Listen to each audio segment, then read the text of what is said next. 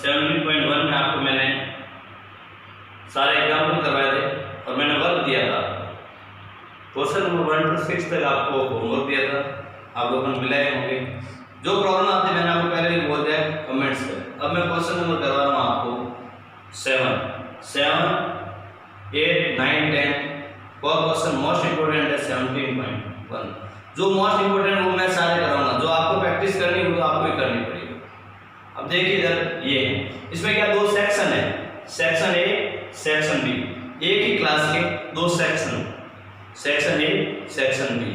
उनमें स्टूडेंट है the average weight of 25 student is, मतलब सेक्शन ए के अंदर 25 स्टूडेंट है, उनका औसत भार है वो है 51 kg। कितना है? 51 kilo. So sum weight of 25 student will be, तो 25 स्टूडेंट का कुल भार होगा। जब औसत दे रखा कुल करना, क्या करना, इन दोनों का मल्टीप्लाई करना। जैसे मल्टीप्लाई करेंगे आपके पास में आएगा 1275 kg। तो ये टोटल हुआ किसका, 25 स्टूडेंट का कुल भार हो गया आपके पास में 1275 किलो। सेक्शन बी के अंदर कितने स्टूडेंट हैं? 35। The average weight of 35 student is 54 kg। 54 kg average दे रखा है, तो टोटल क्या होगा? तो sum weight of 35 student will be, multiply कर देंगे ये आ गया। ये है 25 का है और ये 35 का है, तो दोनों को ऐड करेंगे तो कितने स्टूडेंट हो जाएंगे? 60। Now sum weight of 60 students will be, तो 60 विद्यार्थियों का कुल भार कितना होगा? 3165 kg। दोनों को ऐड किया है, इन दोनों को जोड़ेंगे तो ये आएगा। So the average weight of 60 student of this class, तो इस क्लास का जो 60 विद्यार्थी उनका औसत भार पूछा है, तो औसत जब भी पूछे, एवरेज जब भी पूछे, तो जो स्टूडेंट है उसका डिवाइड कर देना। तो स्टूडेंट कितना है? 60, तो इक्वल ये इसमें किसका डिवाइड कर देंगे? 60 का। इसमें इसका भाग देंगे तो आंसर आएगा 52.75 kg। ठीक है, अब नेक्स्ट क्वेश्चन चलते हैं। द एवरेज, या मैंने शॉर्ट में लिखा है AVG, average. The average of 5 numbers is 18। तो ये आपको दिया हुआ है 5 संख्याओं का औसत 18 है, तो कुल क्या होगा? मल्टीप्लाई हो जाएगा, तो कितना हो जाएगा? 90। द एवरेज ऑफ 4 नंबर, अब इसमें से क्या हुआ? 5 नंबर थे ना, तो 5 नंबर में से एक नंबर रिम्यू हो गया है, मतलब बाहर निकल गया है, तो रिम्यू हुआ, पीछे कितने बचे? 4। देखो 5 जो नंबर थे उनका एवरेज दे रखा था 18, तो उसमें से एक रिम्यू हो गया, तो पीछे कितने बचे? 4, वो भी आपको दे रखा है।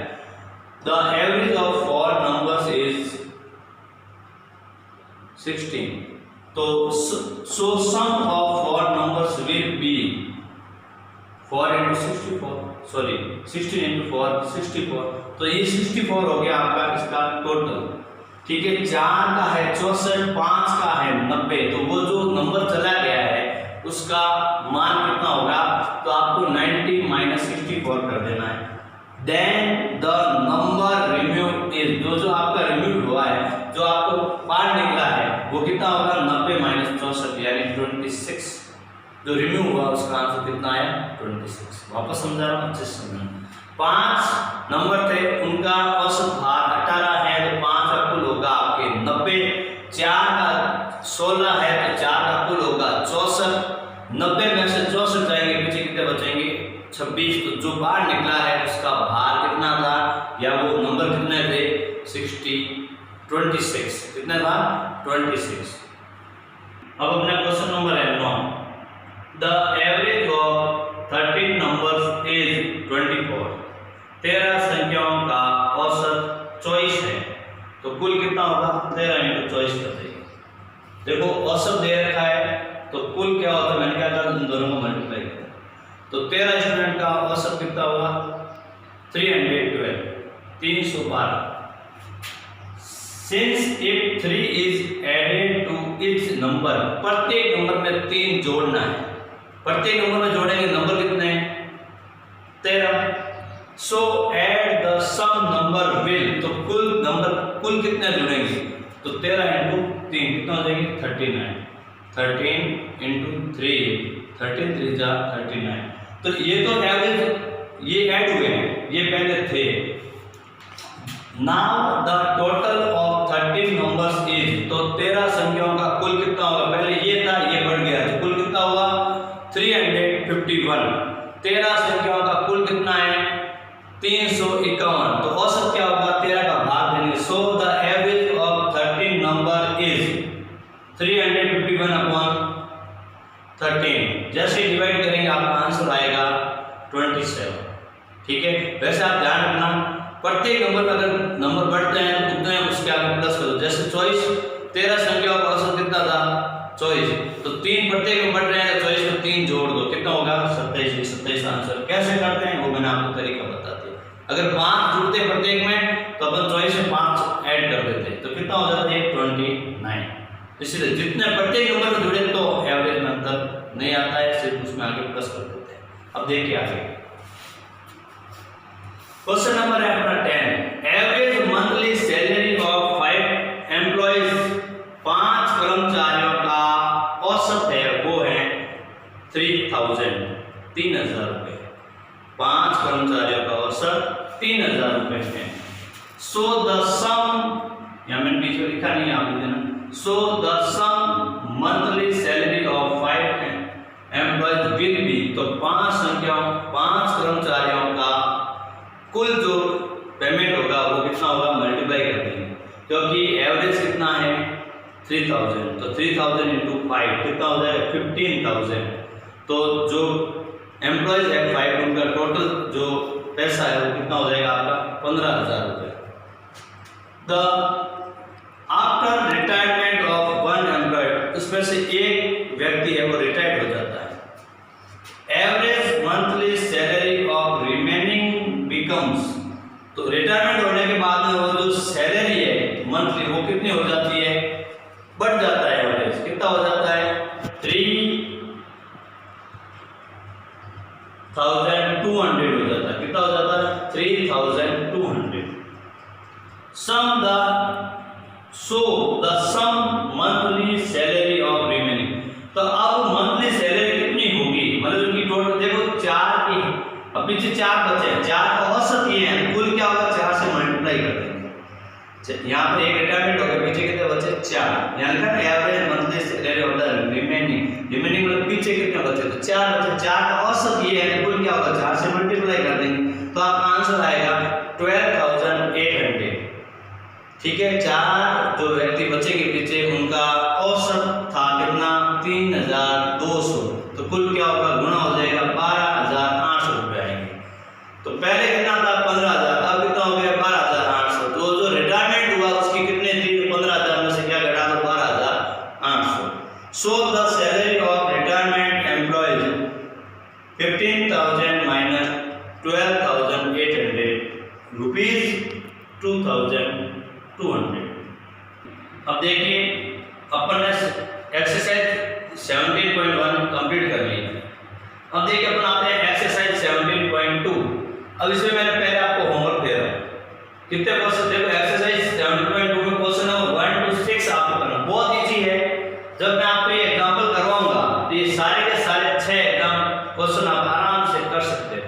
तो ये मैं आपको प्रैक्टिस के लिए दे रहा हूं, ये आपको प्रैक्टिस करनी है। अगर आपको मेरे से जुड़ना है, मेरे वीडियो देखना है, मेरे से पढ़ना है, तो जो मैं आपको वर्क देता हूँ वो वर्क आपको करना पड़ेगा।